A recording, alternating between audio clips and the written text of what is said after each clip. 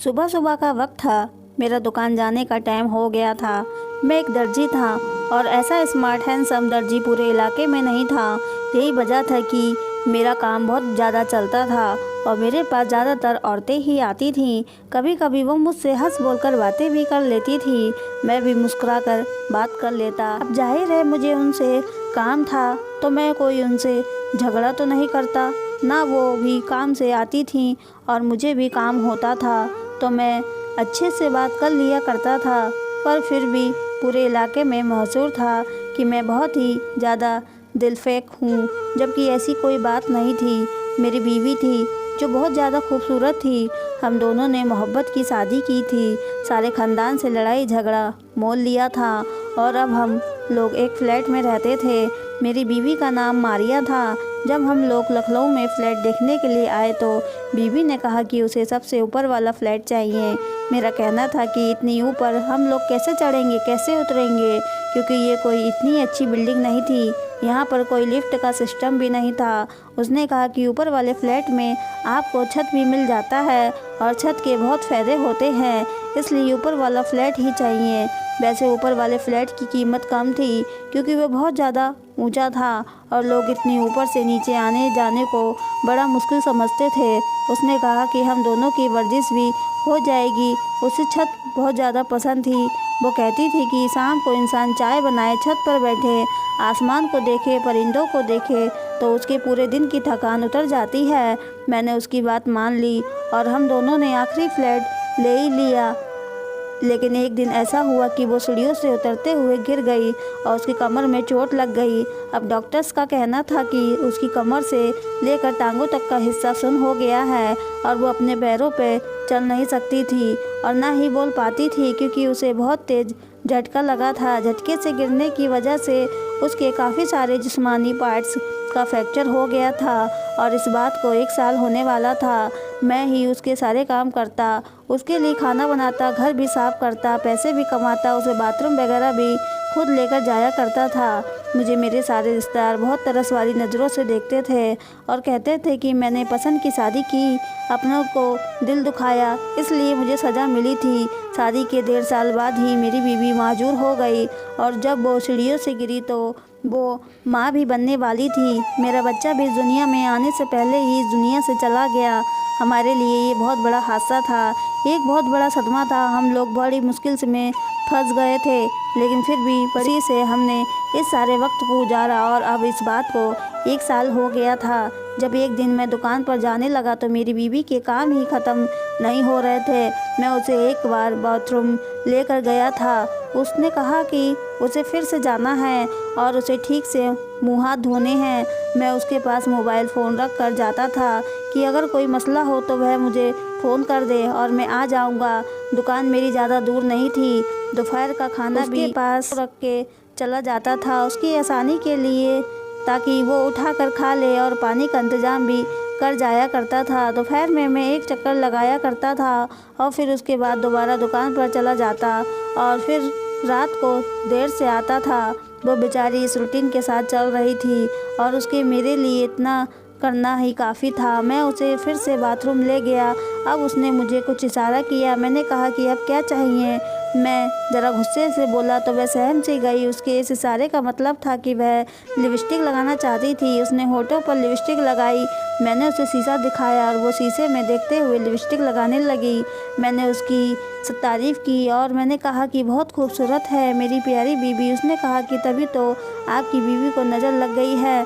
मैंने कहा नहीं, सब कुछ ठीक हो जाएगा। मैं एक मर्द था, मेरी बीवी माजूर थी। मैं घर के काम भी करता था, पैसे भी कमाता था, लेकिन फिर भी अल्लाह ने मुझे इतनी हिम्मत दी थी। मैंने अपनी बीवी को कभी ताना नहीं दिया। इस 1 साल में मैंने उसके साथ कभी लड़ाई झगड़ा नहीं किया।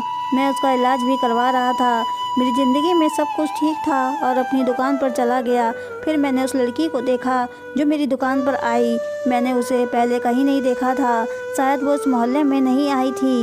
ये लड़की बहुत ही ज़्यादा जवान, खूबसूरत और दुबली पतली सी थी। उसका नाम चांदनी था। उसने आते ही कहा कि मेरा नाम चांदनी है, तुम्हारा क्या नाम है। मैंने कहा कि मुझे तो सब दर्जी अशफाक कहते हैं। हाँ, मैं तुम्हारे काम के बारे में सुन के आई हूँ। सुना है कि तुम बहुत अच्छे कपड़े सिलते हो। मेरे कपड़े सी दोगे? मैंने कहा क्यों नहीं। उसने कहा कि दरअसल एक शादी है ख़ानदान में और मैं शादियों के 4 घंटे बाद सूट बदलती। ये मेरी आदत है क्योंकि मैं सबसे अलग लगना चाहती हूँ, इसलिए मुझे कोई 12-13 सूट सिलवाने हैं। 20 दिन के अंदर क्या तुम सिल दोगे? उसने कहा कि क्या तुम इतने सूट आसानी से सिल दोगे? मैंने कहा कि हाँ, लेकिन अर्जेंट काम के पैसे थोड़े ज़्यादा लगेंगे। उसने कहा कि पैसों की परवाह नहीं करो, जब मैं तुमसे 13 सूट एक साथ सिलवा सकती हूँ तो क्या मेरे पास पैसों की कमी होगी? मैं खुश हो गया कि चलो मुझे एक बड़ा काम मिल गया। वैसे भी काफ़ी समय से मुझे शादी का ऑर्डर नहीं मिल रहा था और ये शादी का सीज़न भी नहीं था, लेकिन कुछ लोग बेमौसम शादी का प्रोग्राम रख लेते हैं। खैर मुझे क्या था, मैंने उससे ऑर्डर ले लिया। उसने कहा कि वो कल भी कपड़े लेकर आएगी और नाप भी। मैंने कहा ठीक है। मैंने उसका नाम और ऑर्डर नंबर लिख लिया। मैं अपनी दुकान में ही काम कर रहा था। वो अगले दिन आई। उसने मुझे सारे कपड़े दे दिए और समझा दिया कि किस तरह के सिलने हैं, पर उसने कहा कि मुझे एक सूट अर्जेंट चाहिए। मैंने कहा कि मैं इस टाइम घर पर जाता हूँ, मेरी बीवी बिस्तर पर पड़ी है, उसे देखने के लिए जाना होता है। उसने कहा कि अगर तुम ये सूट अभी सी दोगे तो मैं तुम्हें 500 एक्स्ट्रा दूंगी। मैं सोचने लगा कि 500 के लिए अगर मैं 1 घंटा लगा लूँ तो क्या हो जाएगा। वैसे भी मेरी बीवी अपने घर में बैठी है, कोई सड़क पर तो नहीं बैठी। खाना और पानी मैं उसके पास रख के आया हूँ। 1 घंटे में क्या हो जाएगा? 1 घंटा तो इंसान लेट भी हो जाता है। हाँ, ये बात अलग है, जब से मेरी बीवी की ऐसी हालत थी मैं घर हमेशा टाइम पे ही जाता था, लेकिन मैंने उसका सूट सिल दिया। मुझे 1 घंटे से ज़्यादा लग गया। जब मैं वापस रात को घर गया और घर में दाखिल हुआ तो सामने का मंजर देखकर हैरान रह गया। मेरी बीवी ज़मीन पर पड़ी हुई थी, पानी का गिलास टूटा हुआ था। शायद वो पानी पीने के लिए उठने की कोशिश कर रही थी, क्योंकि जो पानी मैंने उसके पास रखा था वो कम था। मैंने उसे उठाया, उसका मुंह साफ किया। उसको थोड़ी सी चोट भी लग गई थी। मैंने उसमें पट्टी बांधी। मैंने उसे तरस भरी नज़रों से देखा। मैंने उसके पास फ़ोन तो रखा था, लेकिन फ़ोन की शायद बैटरी ख़त्म हो गई थी, इसलिए वो मुझे फ़ोन भी ना कर पाई। मैंने कहा कि मुझे माफ़ कर दो, मुझे काम था, बहुत ज़रूरी काम था। वो मुझसे पूछने लगी कि क्या काम था, तो मैंने कहा कि दुकान का काम नहीं था, बस मेरे एक रिश्तेदार की मौत हो गई थी। मैंने उसे झूठ बोल दिया। अगर मैं उसे ये कहता कि एक जवान जहान लड़की का सूट सिलने के लिए मैंने इतनी देर लगाई और तुम इस चक्कर में नीचे गिर गई और तुम्हारे साथ इतना बुरा हुआ, तो वह ज़रूर गुस्सा करती। बीवी तो बीवी होती है। बिस्तर पर पड़ी थी तो क्या, इसलिए डर गया और मैंने झूठ बोल दिया। उसने भी मुस्कुरा कर सर हिला दिया, जिसका मतलब था कि कोई बात नहीं। मैं सोचने लगा कि मुझे इसके साथ ऐसा नहीं करना चाहिए था। मैंने काम तो कर दिया था, पर अभी उस लड़की ने मुझे पैसे नहीं दिए थे। उसने कहा कि सारे पैसे एक साथ ही दूंगी। वो जब भी मेरी दुकान में आती मुझे अजीब गरीब तरह की अदाएँ दिखाती, मेरी आंखों में देखती, कभी अपने दुपट्टे से खेलने लगती। दुपट्टा तो बस उसने नाम का गले में डाला होता था और दुपट्टा भी उसका बहुत ही हल्का सा होता था। सारे मार्केट वाले लोग उसको देखते थे। मेरे सामने भी एक दर्जी बैठता था जो मेरा दोस्त भी था। उसने कहा कि ये लड़की आजकल तुम्हारी दुकान पर बड़े चक्कर लगा रही है, इससे बच के रहना। मैंने कहा कि हाँ, लगता है इस मोहल्ले में नई आई है। उसने कहा हाँ नई आई है, लेकिन किसी आदमी को बर्बाद करके आई है। मैंने कहा कि क्या मतलब? उसने कहा इस औरत को तलाक हुई है। वो पोस्टमैन है ना जो हमारे मोहल्ले में रहता है, बूढ़ा सा, उसकी भांजी है ये। मैंने कहा कि ये तो शक्ल से शादीशुदा भी नहीं लगती और तुम कह रहे हो कि इसको तलाक हुआ है। उसने कहा कि हाँ, आजकल किसी का कोई पता नहीं चलता है। सुना है बड़ा अमीर आदमी था, लेकिन जब उसे इसकी हरकतों के बारे में पता चला तो उसने गैरत में आकर इसको तलाक दे दिया। तुम इतने हैंडसम हो, तुम्हारे पीछे तो कोई भी औरत हाथ धोकर पड़ जाएगी। मैंने कहा कि कहाँ मैं हैंडसम रह गया, बस घर के कामों में उलझ गया हूँ। मेरे दोस्त ने कहा कि क्या भाभी की हालत अभी भी वैसी है? मैंने कहा कि हाँ। उसने कहा कि तुम बड़ा अच्छा काम कर रहे हो, अपनी बीवी की खिदमत कर रहे हो, अल्लाह तुम्हें इसका सिला देगा, सब कुछ ठीक हो जाएगा, परेशान ना हुआ करो। लेकिन मैंने अब परेशान होना शुरू कर दिया था। मैं एक साथ सारे काम करके तंग आ गया था। जब मेरी बीवी ठीक थी तो भी नौकरी करती थी, घर भी संभालती थी और पैसे भी कमाती थी। वो बिल्कुल नहीं थकती थी। लेकिन ये बात भी तो अपनी जगह है कि औरतों को अल्लाह ने मर्दों से ज़्यादा बर्दाश्त दी है, मर्दों में इतनी बर्दाश्त नहीं होती। अब तो मैं इस बात को मान गया था और मैं बहुत थक गया था। एक दिन मैं अपनी बीवी को देख रहा था और सोच रहा था कि मैं इसके लिए कितना कुछ करता हूँ। ये मजबूर है, बीमार है, फिर भी इसका ख्याल कर रहा हूँ। मैंने इसको अपनी ज़िंदगी से नहीं निकाला। क्या वाकई ये इस काबिल है? अगर मैं इसकी जगह होता तो ये ज़रूर मुझे छोड़कर चली जाती, क्योंकि वो बहुत ज़्यादा खूबसूरत थी। जब हमारी एक्सबाजी चल रही थी तो वो उसका कजिन था, लेकिन मेरे लिए इसने उसको छोड़ दिया था, तो फिर ये किसी और के लिए मुझे क्यों ना छोड़ देती। मेरे दिल में अजीबोगरीब ख्याल आने लगे। आजकल मैं चांदी के बारे में ही सोचता रहता था।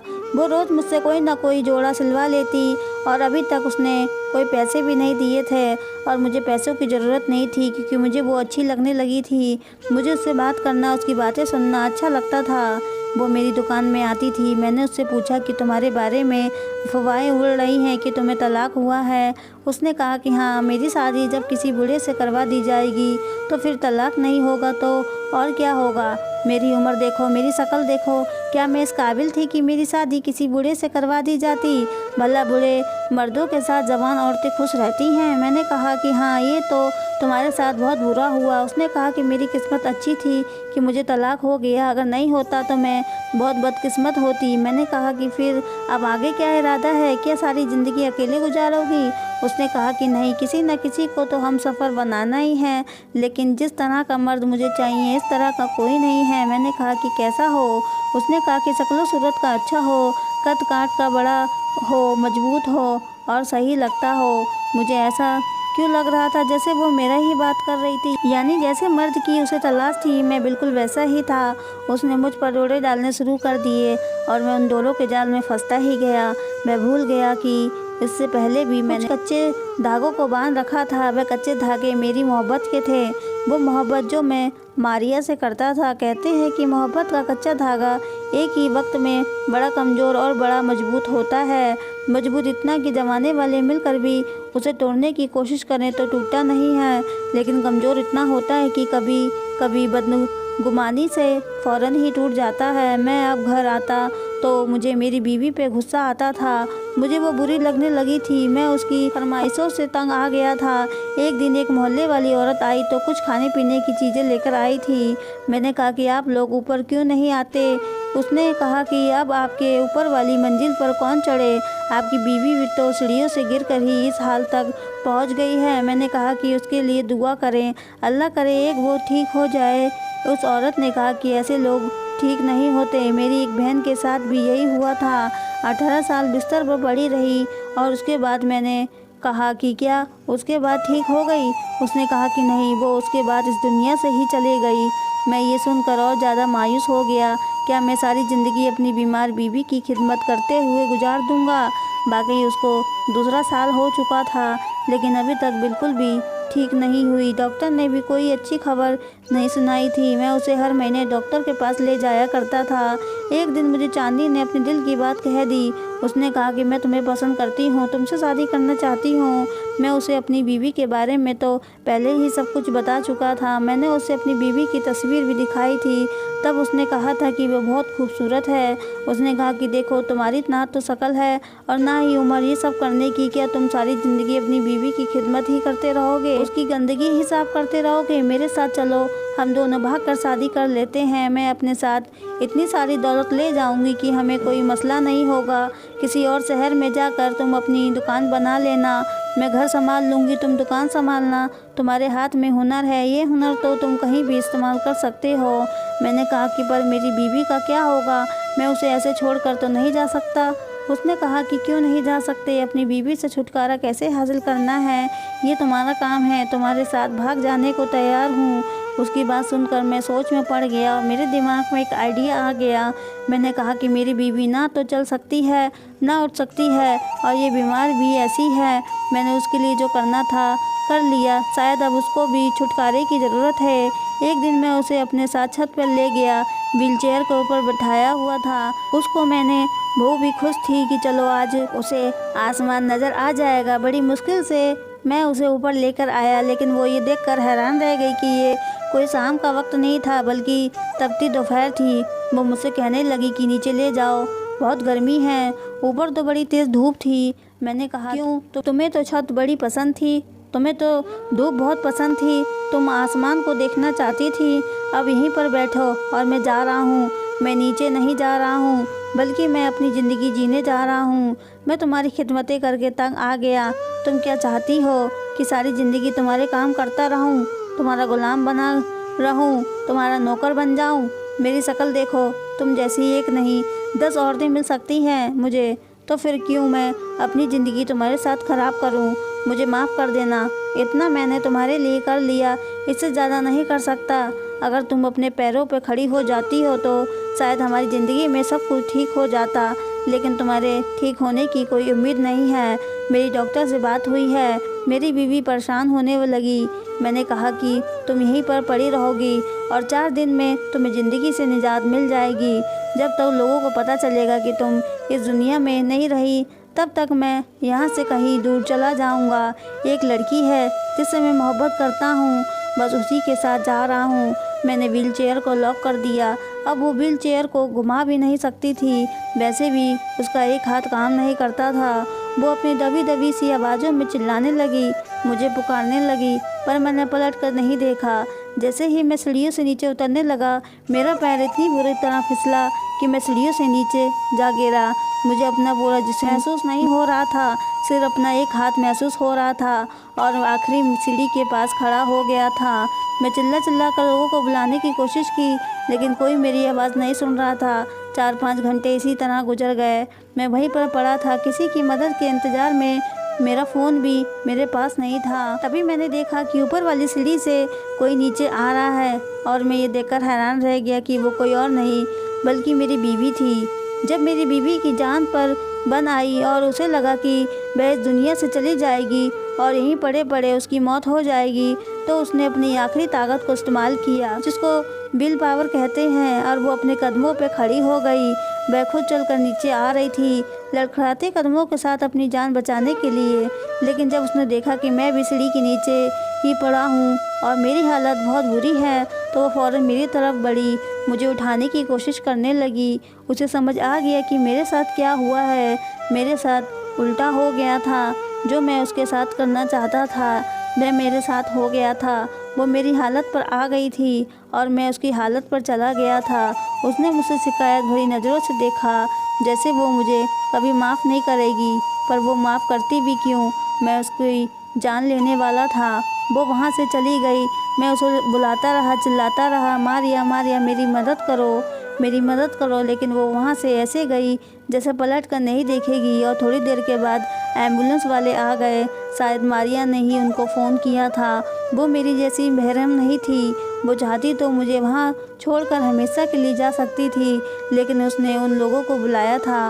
वो लोग मुझे डॉक्टर के पास ले गए। डॉक्टर ने यही कहा कि मेरा आधा जिस्म सुन्न हो गया है और एक हाथ भी, यानी अब ना तो मैं काम कर सकता था और ना ही उठकर चल सकता था।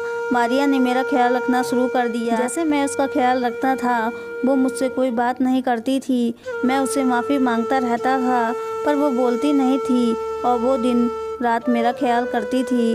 वो फिर से नौकरी भी करने लगी और मैं आज भी हैरान हूँ कि कैसे एक पल ही में हम दोनों की ज़िंदगी एक दूसरे के साथ पलट गई। मैंने मोहब्बत करने वाली बीवी को खो दिया और वह एक अच्छी इंसान थी जिसने अभी भी मुझे मेरे हाल पर नहीं छोड़ा। मैं बस दिन रात उससे माफ़ी ही मांग सकता हूँ, लेकिन शायद वो मुझे कभी माफ़ नहीं करेगी।